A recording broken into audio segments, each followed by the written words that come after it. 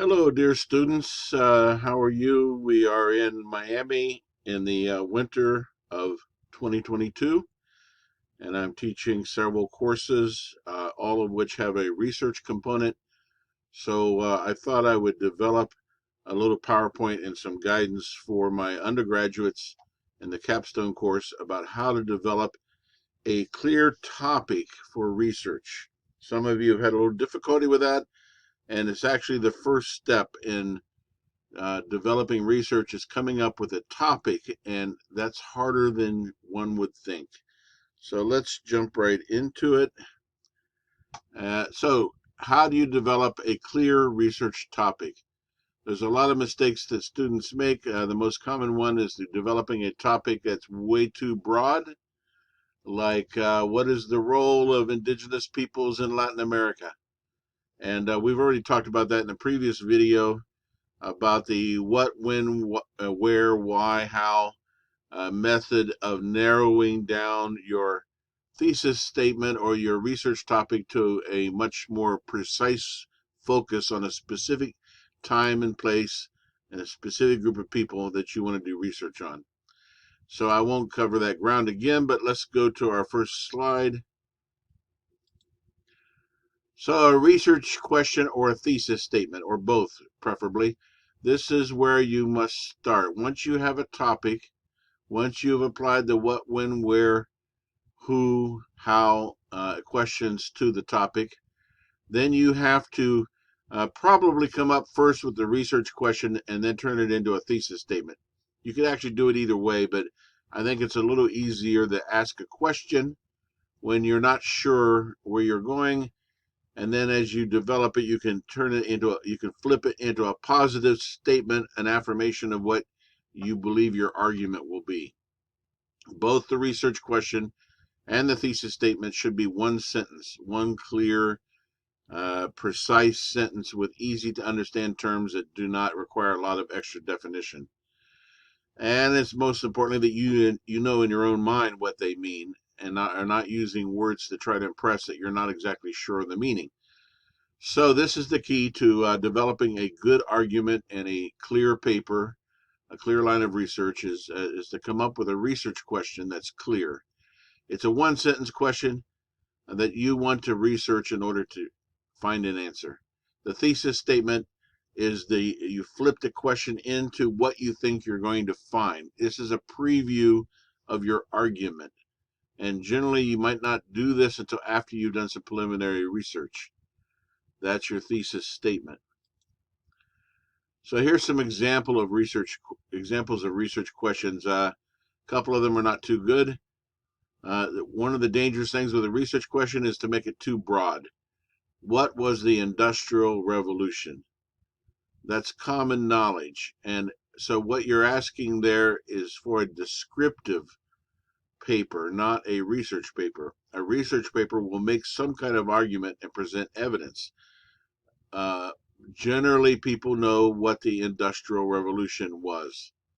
And so there's nothing to research there. It's already become public knowledge. Where did the Industrial Revolution start? Again, that's also public knowledge. It's commonly accepted in historical studies of the Industrial Revolution that it began in Great Britain. So there's no need to do the research. It's already been done. So how would you take this and develop it into a better question? Here's a better question. How did Great Britain become the world leader of the Industrial Revolution from the end of the 18th century through the early 19th century? Now we have the time, we have who, Great Britain, we have what, the world leader of the Industrial Revolution. So we're asking the questions we need to ask. And this is specific enough that you can actually do the research.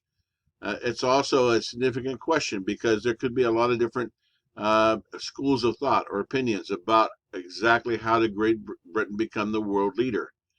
There's the Protestant work ethic school of thought with Max Weber. There's the dependency theory thought from liberation theology and dependency theory in Latin America.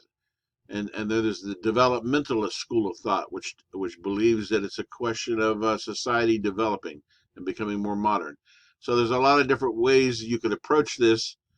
And so now let's see if we can flip this research question around and give a positive statement or preview of a possible argument you might make, which is called a thesis statement. So here's a bad thesis statement. Great Britain experienced an industrial revolution. Oh, so boring. That's absolutely descriptive. There's no argument there. Anyone who's studied a little bit of world history knows, or European history knows, that Great Britain experienced an industrial revolution. So let's try to see if we can improve this thesis statement. Great Britain became the world leader of the Industrial Revolution. Oh, another big yawn. It's commonly known that Great Britain was the world leader of the Industrial Revolution, and very quickly it moved to Belgium and into Germany and northern France and the United States. That's all been studied, documented. There's plenty of evidence. There's nothing to research here. So let's move on to at least a middling, poor to fair thesis. It's might be workable, but it's not that good. The Industrial Revolution would not have occurred as rapidly without Great Britain's stable economic, social, and political stance. Notice the misspellings. I didn't do that, and don't you do it either. This is an actual thesis statement from a student essay when I was teaching world history a few years ago. Occurred is misspelled. There's a missing R. Britians is misspelled. There's a I where it shouldn't be in Britain. And if you look at these in PowerPoint without the display mode, there's a little red squiggly line under both of them. Or the same thing would be true in Microsoft Word, which should be a hint that there's a problem with those words. Here's a hint. Proofread. Do not turn in a research proposal or a thesis statement or an introduction that has frequent misspellings in it. That is a killer, and it will kill your grade. Proofread, proofread, proofread. So it's a poor to fair thesis with 2 misspellings in 1 sentence. Not good.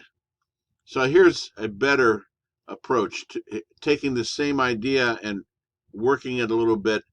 We come up with a thesis statement. Great Britain became the world leader of the Industrial Revolution because of its economic freedom, social stability, and constitutional political structure.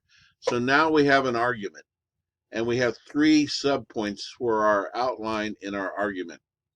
We're going to argue that Great Britain had an unusual level of economic freedom, laissez-faire capitalism, whatever you want to call it.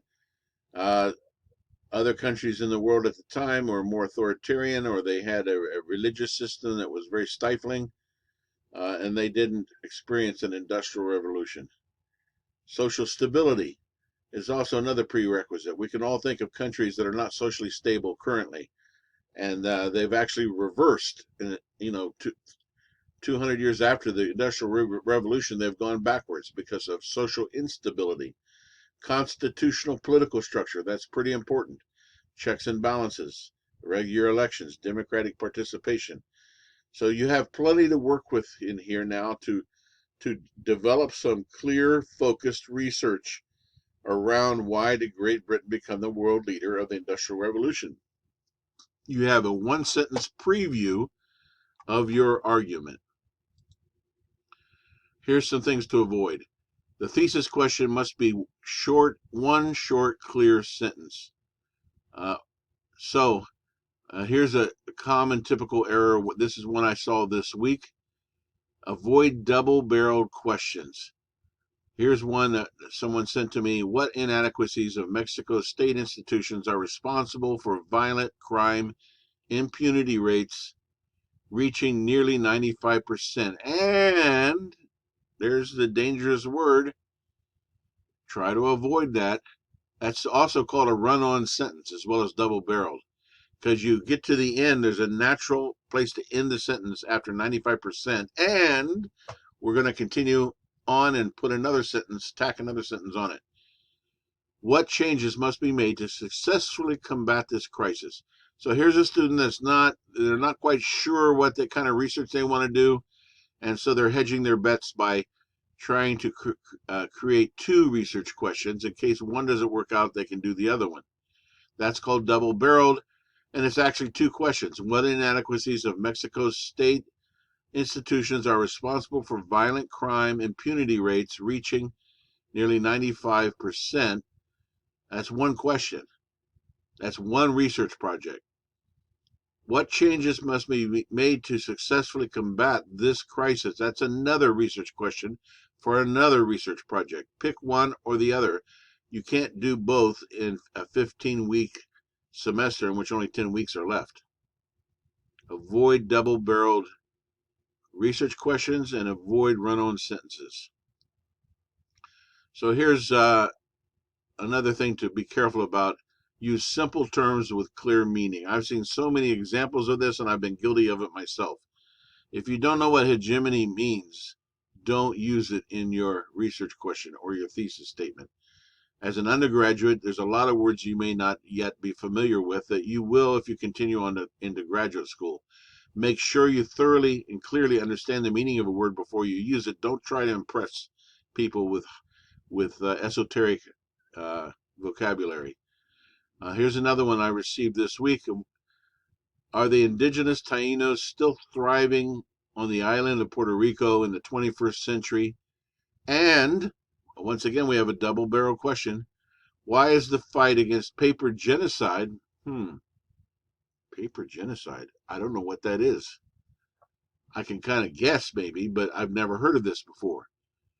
Paper genocide via the U.S. census crucial to Puerto Rico's identity as they fight for independence. So this has got two major problems. It's got some jargon in it or undefined terms. Paper genocide perhaps is not a jargon, but it's not a common concept, and I've never heard of it. I'm going to guess that it means something for this student in terms of Puerto Rican identity, but that needs to be defined. You can't expect your reader just to figure these things out. You've got to define your terms.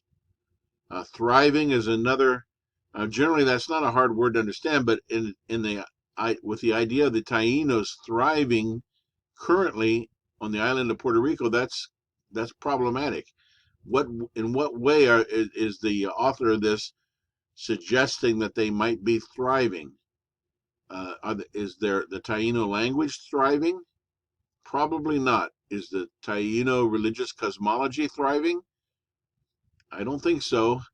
What about the Taino culture? Most inhabitants of Puerto Rico speak Spanish as well as English and are Catholic. There are also Pentecostals.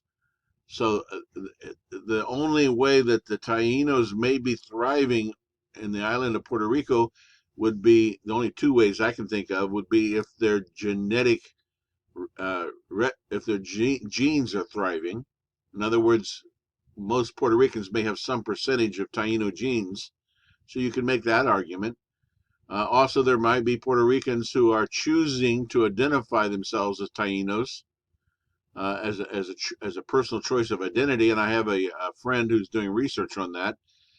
However, they still speak Spanish and they're still Catholic, perhaps. So it's a very complicated thesis statement or research question, and it's going to lead to a very complicated and problematic research paper.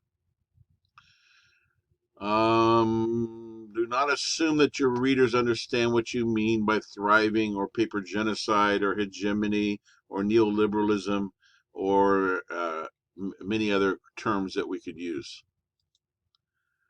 Here's another problem. I think this is about the last one we'll talk about. Avoid research questions or thesis statements or research projects that are the answers are already well known or is not falsifiable. Don't ask a question for which the answer is already common knowledge. How did the Spanish colonization of Puerto Rico in the early 1500s affect the native Taino Arawaks? Well, let me think. How did it affect the Taino Arawaks? Well, they all died within 20 years. So I would basically say it really was not a good outcome. for the Taino Arawaks. And most people who are familiar with a little bit of Caribbean or Latin American history are probably aware of the fact that the Native Americans didn't flourish after the arrival of Spaniards. So that's not a good research topic because the answer is already well known, and you can dig into that. And you're not going to find anything new other than what's already in the history books. Your topic or question must also be falsifiable. That means you need a question or especially a thesis statement which you can disprove. Because if you can't disprove it, neither can you prove it. Does God love indigenous people? Well, I certainly am of the opinion that he does, and we would all like to think so. In fact, we'd like to think that he loves everyone. But where are you going to get verifiable and replicable evidence that you can cite? Where are you going to go to get your evidence? The best you could do would be to give an opinion, and an opinion without evidence is pretty much worthless. No one really cares what your opinion is or my opinion is. What they want to know is what evidence do you have? What evidence can you present? And in these kinds of undergraduate research papers, most evidence is in the form of citations of the works of other scholars. So, does God love indigenous peoples? That's not a research project that you can undertake. You might write an opinion-based essay, but that's the best you could do. Does God exist? Well, there's really no proof that he does and no proof that he doesn't. It's a matter of faith. So avoid these kinds of research projects. And finally, have clarity and specific focus in your research project. Put clear limits around it so you can tackle it and you can handle it in 15 weeks, unless you're doing a PhD dissertation, which may be a few years. So you should have a clear, specific focus, which comes from a good research question, resulting in a good thesis statement, which points to a good argument, evidence-based argument, and that eventually ends in a good conclusion. It should develop a clear and concise argument. A missing or unclear research question or an unclear thesis statement or a missing thesis statement will always result.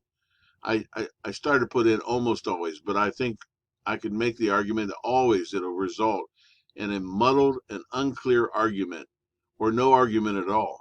Just a pile of loosely related collection of random opinions, and that's going to get you in trouble. You're not going to get a passing grade if you don't have an argument.